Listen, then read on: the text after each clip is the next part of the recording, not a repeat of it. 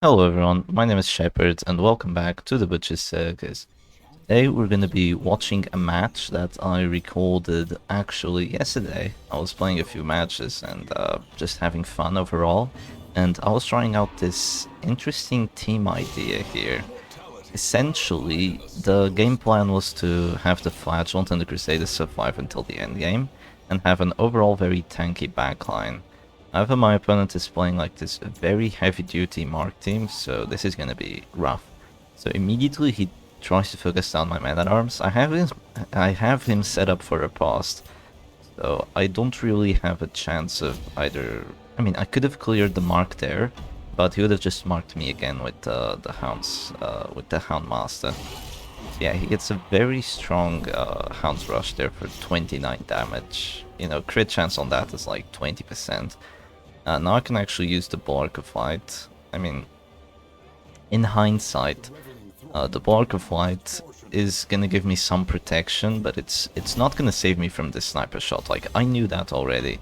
I just wanted it to be good overall by the end of the match, because I knew that right now, after this very likely crit to go through, I could still heal the man-at-arms, and I would have 30% protection, and with the Battlefield Bandage, I should be able to heal a bit more than 10.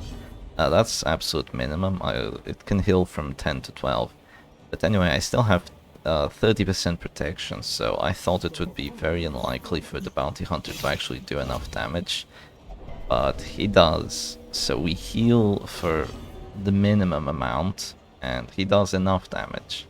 He also got to go first, so you can see next round he's very likely to get a death blow with this Bounty Hunter, so already this is looking very, very terrible for us. And I mean, look at his characters, 3 crits, right? It's just when everything goes wrong. That's the title of the video anyway. But we're still gonna try to do our best. Here we go for kind of a chancy stun on this occultist, but if we still want to have like the minimum winning chance, we need to start being chancy, essentially. So my opponent here goes for a target whistle. It's such a good ability, the Houndmaster Mark, because it lasts 4 rounds and does a debuff for minus 30% protection for 4 rounds as well. And yeah, my Herbalist, which should have 40% protection, was immediately down to 10. And of course, because he has Piercing Quarrel on his own Herbalist, it's just rough for me. He can do maximum damage, essentially. Yeah, he went for a pull on my Herbalist, but I did have the Exotic Snuff, so it's okay. I go for a Punish there. We actually hit. It's another 70, so the Monkey's Paw isn't helping him out too much.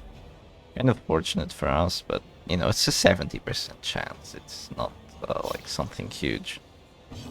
So yeah, here he goes for another target whistle. So basically, if I flare here, here's the deal. Flaring isn't gonna get me anywhere because essentially he has more actions than I do. Let's just talk about this stun. Like, come on, 90% to hit. Unbelievable. Yeah, he has more actions than I do, so even if I flare, he's still gonna mark me again. He's still gonna shoot. So I just decided, oh, you know what, screw it. I need to start going aggressive. So I go aggressive there, I miss. I go aggressive here, I miss. It's just so sad because I needed both of those to hit. Because I would have dropped that Bounty Hunter down a lot, removed his action essentially. And this occultist would be at 0 HP right then. He would have had to go for a slot machine heal, which could have turned out quite great for us. And his finish him did actually a lot of damage there, but I do suppose I had minus 50% protection, so there's that. So yeah, here I just tried to go for a big heal on myself. I mean, 12, it's better, but it's not gonna take us anywhere. Hound's Rush, Sniper Shot, anything's gonna do enough damage here, really. So yeah, here I think to myself, well, healing with the Crusader isn't gonna get me anywhere once again. So I need to take the next best thing, which is actually stunning this Bounty Hunter, making it so he doesn't have a confirmed death blow chance for this round. Goset, his Arbalest does actually have the finisher here, so he has two finishing characters, which I think is pretty good in the kind of team that he has. Because I mean, does he need a stabilizing deal? Yeah, that was an 80% death load chance, so I basically changed 100% down to an 80. Of course, he could have still used Illuminating Flare, but that would have earned me some time, essentially. There's a heal for 10. We miss on that Occultist, which feels really bad, because he would have been forced to choose which character he wanted to lose right now. Because now I could potentially have killed one of them, but whatever. Yeah, here we go for the bleed, and yeah, we don't get it. it's so many times. I often think that against 35% bleed res, you're more likely not to get it. Yeah, look at me, just hovering over it. Oh, I remember that. Yeah, and I guess for weird reconstruction, I'm hoping like, come on, don't heal much in 16. Well, it's an occultist. What can you do, right? So at this point here, we actually get a very nice stun in there, 13 damage, and we have 50% protection. But credit where it's due, my opponent here goes for just, well, the best play, essentially. He's been playing this perfectly all along.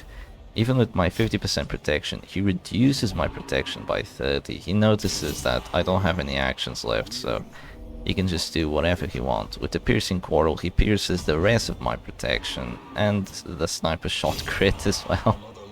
Yeah, and away goes my Crusader in 3 actions.